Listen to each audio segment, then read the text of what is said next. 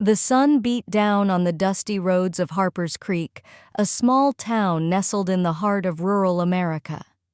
Jack Thompson, a ruggedly handsome farmer of 39, gripped the wheel of his battered pickup, tapping out the rhythm of an old country tune. Sweat dripped down his chiseled jaw, his once white t-shirt now streaked with dirt from the combine harvester. Grease stained his strong hands and faded jeans, but Jack's spirit remained unbroken. Life had thrown him curveballs, yet he always rolled with the punches flashing a grin that could light up the darkest day. He was headed 37 miles to the John Deere dealership for a part to fix his old harvester, a minor setback he took in stride. After all, he had a loving wife, Emily, who worked alongside him, and 2 beautiful kids. What more could a man want? As Jack cruised through town, his sharp blue eyes caught something odd. Mike's truck parked crookedly outside Rosie's tavern, one tire on the curb. It was midday, not a Friday or Saturday night when such a sight might pass without notice. Suspicion gnawed at him. Mike, his best friend since high school, and his wife Laura had been hitting rough patches. Whispers around Harper's Creek hinted at Laura's wandering ways, and Jack, ever loyal, decided to investigate. He pulled into the tavern's lot, parking beside Mike's truck, and stepped into the dim, smoky interior. His eyes adjusted slowly as he scanned the room. There, slumped in a back booth, was Mike, staring blankly at the wall, 5 empty beer bottles cluttering his table. Behind the bar, Rosie, a sharp-eyed woman of 42, glanced up as Jack approached. "Rosie, what's going on with him?" Jack asked, his voice low but warm. She sighed, wiping a glass. "Came in 'bout 30 minutes ago, Jack. Downed those beers like he's drowning something. Haven't heard a word from him except to order another. Whatever's eating him, it ain't good." Jack grabbed a soda and slid into the booth across from Mike, whose dark eyes were fixed on a faded photo on the wall, a snapshot from 16 years ago. Their old crew from the security firm, Jack, Mike, Emily, Paul, Carter, Anna Fields, and others, arms slung around each other, grinning like they owned the world. Mike's jaw clenched, his knuckles white around the bottle. Jack followed his gaze. "Wanna talk about it, buddy?" Mike's head snapped up his face, a storm of anger and pain. "You know, don't you?" he spat. "How long's she been at it?" Jack frowned, confused. "At what?" Mike barked a bitter laugh. "Right, you're the only one who doesn't know. Even Rosie's in on it." He raised his voice, drawing her scowl. "They come in here, Jack. I know it. Ain't they the worst kind of friends? Thought we were brothers, man. Like in the movies, Family First. Mike, we've been tight since high school." Jack said, his tone steady but searching. "But I'm lost here. Give me a hint." Mike's eyes burned into Jack's, then softened slightly. "Maybe you really don't know. Since you married Emily, you don't hang out much. But you're still at the diner all the time." Emily never said nothing. Jack's brow furrowed. Said what? Before he could react, Mike lunged across the table, swinging a clumsy fist. Jack stumbled back the booth's edge, saving him from a direct hit. His heart raced, not from the near miss, but from the raw pain in Mike's eyes. He grabbed Mike, pinning his arms to stop another swing. "Whoa, buddy, I don't know what's going on, but let's talk. We all know you and Laura have been fighting. I've heard some of the things she's said to you. Hell, if Emily talked to me like that, we'd have words. But that's all I know. No reason to take a swing at me." Mike struggled briefly, then collapsed back into the booth, tears streaming down his face. Jack's chest tightened at the sight of his friend so broken. Glancing at Rosie, he shook his head. This was the last thing they needed, a grown man sobbing in a bar. Time was slipping away. He needed to get to the dealership before it closed. Digging into Mike's pocket, Jack pulled out his wallet. "How much do I owe you, Rosie?" $14 as always. She said, her smile soft but knowing. "What you gonna do with him?" Jack tossed Jing Fang, tossing a 15 from Mike's wallet and a $1 from his own. "Can't leave him here. I'll take him with me." He helped Mike to his feet. "Come on, man. You're riding with me to the dealership. We'll talk on the way." In the truck, Mike stared out the window, his jaw tight. The silence was heavy, the air thick with unspoken pain. Finally, Jack spoke. "All right, spill it. What happened?" Mike's voice was raw. "Laura's leaving me, Jack. She's been running around with that snake Billy Hayes." Jack's grip tightened on the wheel. "You sure about that? I heard them this morning," Mike said, his voice breaking. "I was supposed to be drilling beans, but I forgot to grease the drill, so I went back to the shop. They came out of the house laughing, talking about her clients. She said she wanted $1,000 up front or she wouldn't meet them.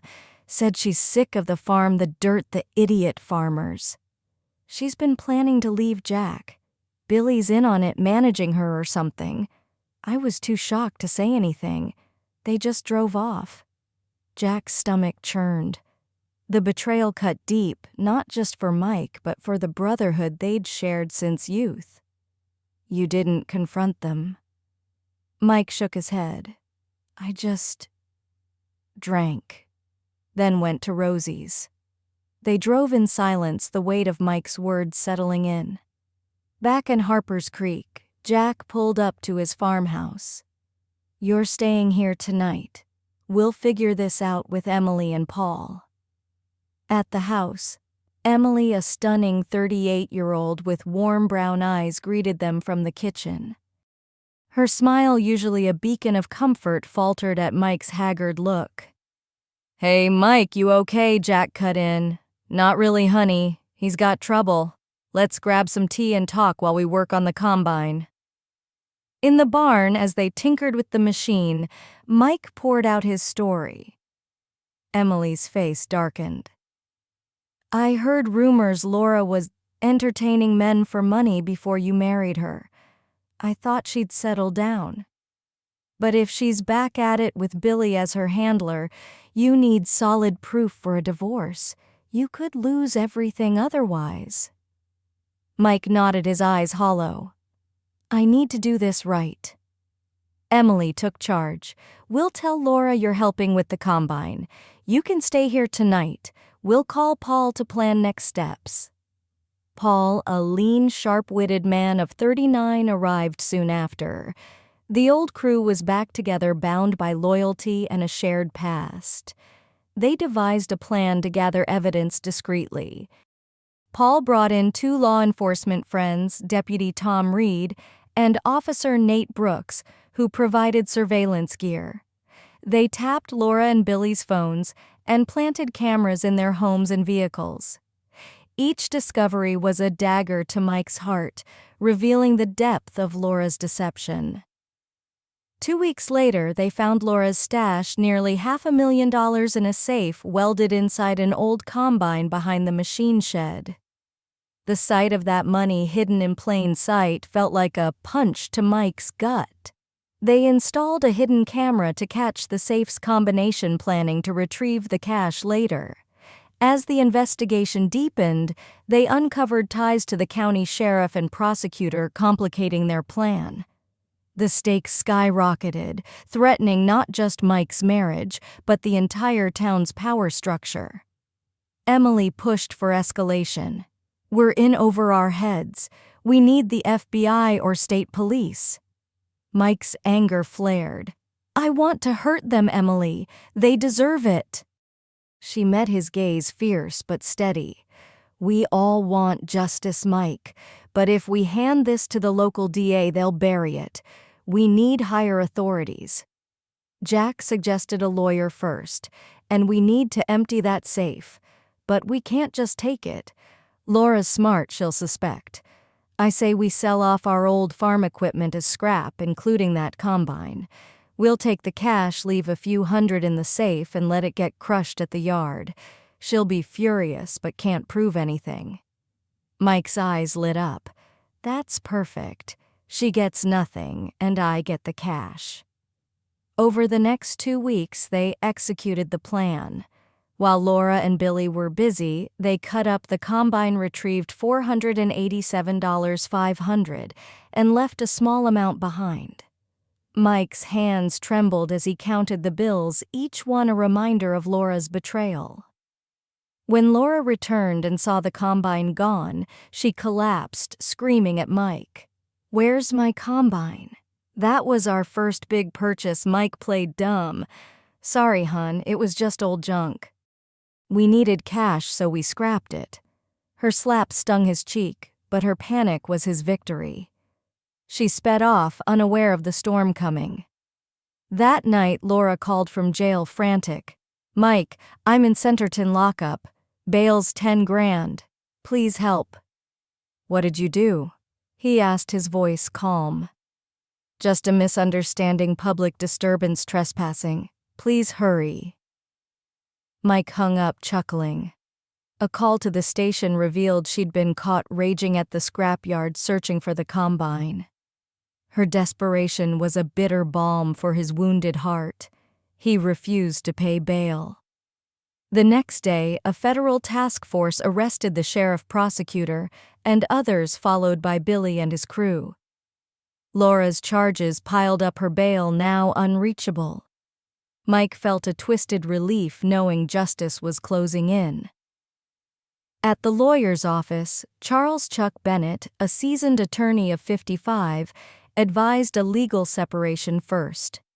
"If she's convicted, your divorce will go smoother. We'll protect your assets." Mike agreed, then invited Paige, Chuck's assistant, and an old flame of 39 to lunch. Her bright green eyes and radiant smile stirred memories of their teenage romance cut short by her father's wrath. Over burgers, they laughed and reminisced, the years melting away. A spark flickered, fragile but undeniable. Paige joined him at the farm, helping with chores and reigniting their bond. Each shared moment felt like a step toward healing. At the Fielding family's 4th of July barbecue, they reconnected with old friends, their chemistry undeniable. Mike's heart, battered by betrayal, began to open again. By Thanksgiving, Mike was quieter than usual.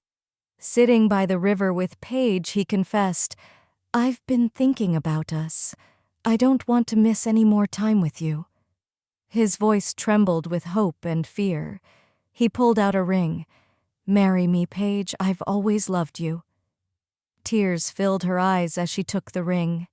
"Yes, you silly man. I'll marry you." Their kiss sealed a promise born from pain and redemption. They married the next 4th of July, a day forever special, the day they were torn apart as teens and the day they found each other again. The scars of betrayal lingered, but love, like a stubborn crop, grew stronger in the ashes of lost dreams.